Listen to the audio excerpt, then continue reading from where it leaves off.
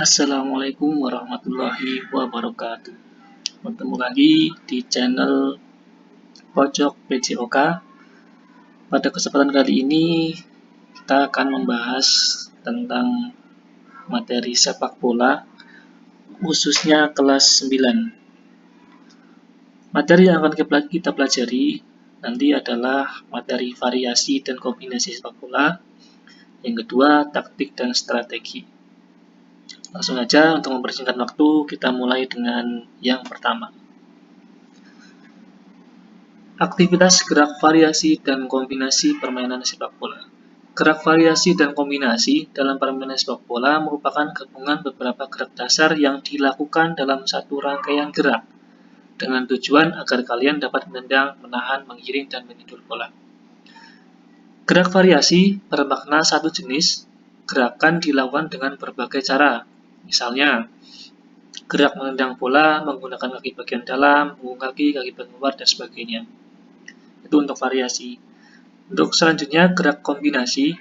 Gerak kombinasi bermakna menghubungkan dua jenis atau lebih keterampilan gerak. Misalnya, setelah melakukan gerakan menggiring bola, dilanjutkan dengan gerak menendang bola. Jadi ini gabungan ya, kombinasi itu gabungan. Contoh yang kedua, setelah menghentikan bola, dilanjutkan menggiring kemudian menendang bola ke gawang ya. Jadi ini adalah pengertian variasi dan kombinasi. Jadi kalian pahami aja ini perbedaannya di situ. Kalau variasi itu satu gerakan dilakukan dengan berbagai cara. Tapi kalau kombinasi itu adalah gabungannya. Selanjutnya, variasi kombinasi gerak menggiring, menendang, dan menghentikan bola. Untuk caranya, lakukan secara berpasangan atau kelompok. 1-2 orang minimal lah. 3 orang, 4 orang itu nggak masalah. Yang penting berpasangan. Setiap pasangan berdiri menghadap ke depan dalam satu barisan. Tugas 1, peserta menggiring menggunakan kaki kiri dan kanan secara bergantian menempuh jarak kurang lebih 10 meter. Lalu bola ditahan menggunakan telapak kaki bagian dalam, luar sambil berputar arah. Setelah badan menghadap teman, tendang bola ke arahnya dan ditahan dengan telapak kaki bagian dalam atau luar atau punggung kaki. Lakukan permainan secara bergantian.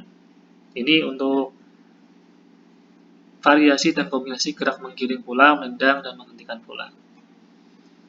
Caranya seperti ini. Gerak yang kedua, variasi dan kombinasi gerak menggiring dan menendang ke gawang arah gerakan menggiring lurus. Caranya, lakukan secara berpasangan atau berkelompok. Setelah peserta tersebar ke seluruh kelompok, jika sarana memadai, buat media pembelajaran berupa sebuah gawang menggunakan bendera, kon, atau sepatu lebar kira-kira 2 meter. Ini terserah gawangnya. Mau pakai kon, mau pakai apapun terserah. Yang ketiga, tempatkan sebuah tanda menggunakan bendera ataupun sepatu atau yang lainnya 4-6 meter di depan gawang sebagai tanda untuk melakukan tendangan. Yang ketiga, 1 orang sebagai penjaga gawang. Yang keempat, lakukan gerakan menggiring bola menggunakan kaki kiri dan kanan dengan berbagai bagian kaki sampai batas untuk melakukan tendangan. Lakukan gerakan menendang menggunakan kaki bagian dalam. Setelah melakukan dengan kaki bagian dalam, selanjutnya lakukan dengan punggung kaki. Dari kedua jenis perkenaan bola dengan kaki bagian manakah yang lebih akurat memasukkan bola? Nah, nanti silakan dicoba mana yang lebih akurat, bagian dalam atau punggung kaki. Gambarnya seperti ini. Yang selanjutnya, variasi dan kombinasi gerak menggiring menendang bola ke arah sasaran gawang dengan gerakan menggiring zigzag. Perbedaannya dari yang tadi, kalau tadi itu lurus, kali ini zigzag. Ya, untuk caranya sama. Lakukan secara perorangan, berpasangan, berkelompok, atau formasi banjar. Bola, gawang, sama itu seperti tadi. Nah, bedanya cuma di sini. Di depan gawang tempatkan 4 tanda, jarak masing-masing 2 meter dengan posisi zigzag. Jadi, silakan kalian baca aja. Lebih jelas kalau nanti terlalu cepat ya, diulang-ulang aja. Kemudian variasi dan kombinasi gerak menggiring, menahan, mengumpan, dan menyundul. Lakukan secara perorangan, berpasangan, berkelompok, atau formasi lingkaran. Lambungkan bola ke atas dengan tangan dicungkil dengan ujung kaki. Setelah bola diturun, tendangkan kembali ke atas secara perlahan dan saat bola turun tahan dengan kepala atau sundul, dada, paha, lalu bola jatuh ke tanah ditahan dengan kaki. Lakukan di tempat dan dilanjutkan sampai berjalan atau menggiring bola. Lanjutkan dengan menggiring umpan silang atas dan kurung depan gawang atau disundul teman. Materi yang selanjutnya kita masuk ke taktik dasar sepak bola. Pengertian taktik. Taktik merupakan siasat yang dilakukan oleh individu maupun kelompok dalam mengatasi permasalahan secara cepat dalam suatu situasi permainan guna memenangkan pertandingan. Ini untuk pengertiannya taktik dasar sepak bola. Yang taktik yang pertama, taktik individu. Taktik individu atau perorangan diartikan sebagai siasat yang dilakukan seorang pemain dalam menggunakan kemampuan fisik, teknik, dan mentalnya untuk mengatasi secara cepat permasalahan yang terjadi dalam pertandingan. Yang kedua, taktik kelompok. Taktik kelompok atau unit diartikan sebagai siasat yang dilakukan dua orang pemain atau lebih dalam melakukan penyerangan maupun pertahanan untuk mencari kemenangan secara sportif dalam suatu pertandingan. Taktik penyerangan merupakan siasat perorangan, kelompok maupun tim untuk memimpin dan mematahkan pertahanan guna menangkan pertandingan secara sportif. Pada umumnya, dilakukan secara kelompok atau tim dengan kerjasama. Taktik penyerangan dibedakan menjadi dua. Taktik yang pertama, taktik mencari ruang kosong di antara pemain lawan. Taktik yang kedua, taktik melakukan gerak tersusun baik dengan bola maupun tanpa bola. Taktik yang ketiga, taktik bermain ketat. Selanjutnya, taktik pertahanan. Diartikan sebagai siasat perorangan, kelompok maupun tim terhadap lawan dengan tujuan menahan serangan lawan guna memenangkan pertandingan secara sportif. Taktik pertahanan dapat dibedakan menjadi tiga. Yang pertama, man-to-man defense, pertahanan 1 lawan 1, artinya seorang pemain bertugas menjaga seorang pemain lawan yang masuk ke wilayahnya secara ketat, mengikuti terus kemanapun lawan tersebut. Jadi kalau man-to-man, itu nanti satu orang lawannya satu orang, jadi dijaga terus. Taktik yang kedua, zone defense atau zona defense, area, yaitu cara bertahan dengan membentuk formasi pertahanan di wilayahnya. Jadi ini yang dijaga hanya wilayahnya. Yang ketiga, kombinasi 1 lawan 1 dan pertahanan daerah, di mana seorang pemain bertanggung jawab mengawal wilayah dan diwajibkan mengawal serangan lawan terdekat dan tugas tersebut dapat diambil alih oleh teman lain yang lebih dekat. Ini kombinasi ya dari zone defense dan man-to-man. Kita masuk ke sistem permainan atau formasi.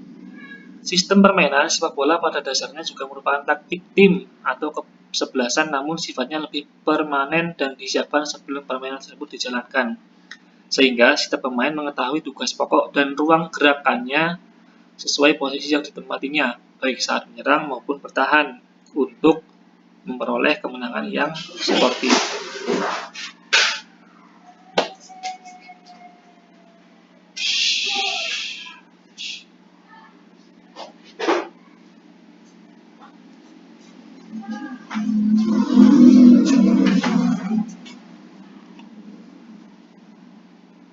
Nah, ini untuk gambar sistem ortodoks atau piramid.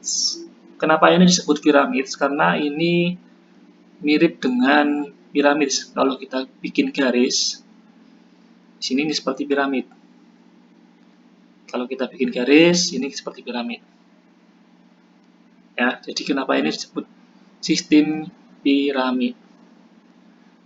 Untuk sistem piramid itu menempatkan 2 back, 3 gelandang, dan 4 pemain penyerang. Ya, terdiri dari 2 back, 3 gelandang, dan 5 penyerang. Jika kita tarik garis imajiner dari penjaga gawang, bek, gelandang, dan kelima penyerang, maka akan terbentuk piramid. Sistem ini dikenal sejak tahun 1915 sebelum adanya peraturan offset, maka disebut sistem ortodoks atau kuno. Untuk sekarang ini sudah jarang sekali dipakai karena sudah menggunakan sistem offset. Kalau zaman dulu tahun 1915 itu belum ada offset. Sistem pertahanan yang selanjutnya, sistem WM 3223. Sistem ini berkembang sejalan dengan peraturan offset, mulai diberlakukan sejak tahun 1925.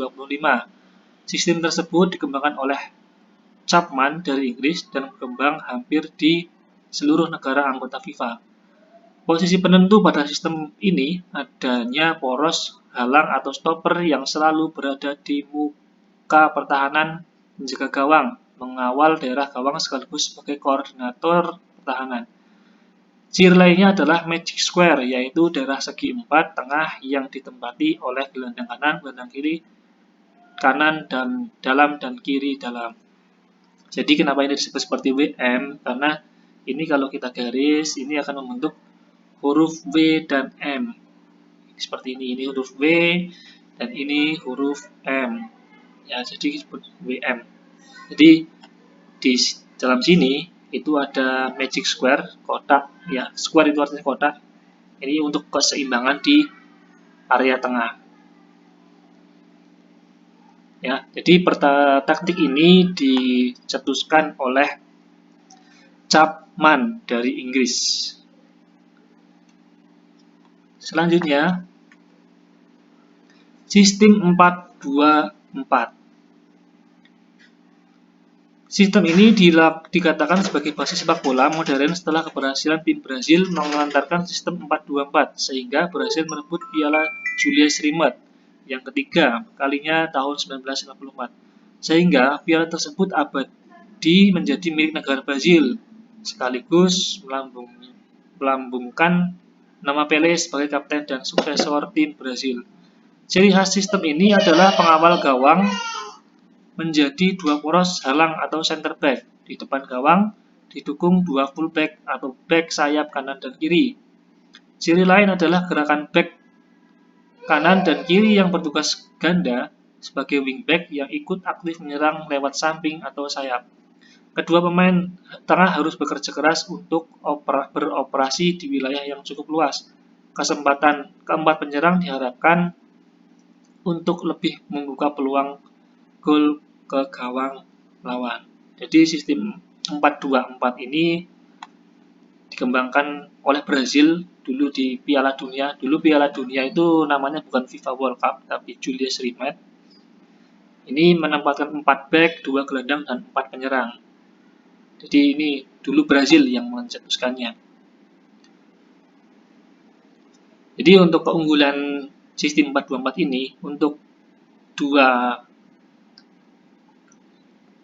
pemain bertahan yang ada di samping ini bisa masuk naik ke depan. Ini sangat efektif untuk naik ke depan.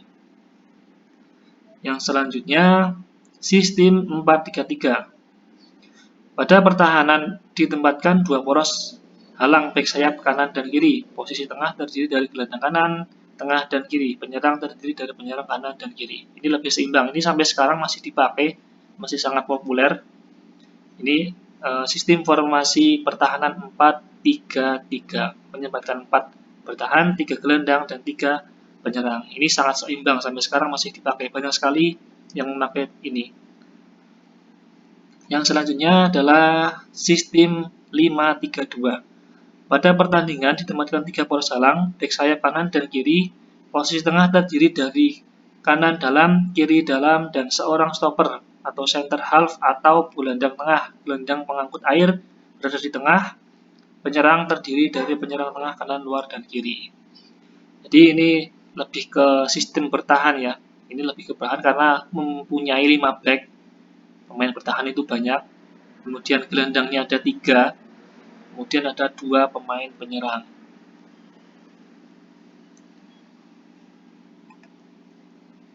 Oke, Saya rasa cukup sekian, itu saja yang bisa saya sampaikan.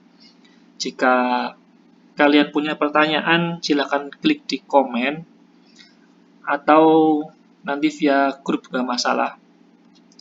Yang penting kalau memang terlalu cepat, kalian bisa ulang-ulangi videonya, harapannya kalian bisa paham nantinya. Jangan lupa tetap semangat, tetap sehat, dan selalu berolahraga. Assalamualaikum warahmatullahi wabarakatuh.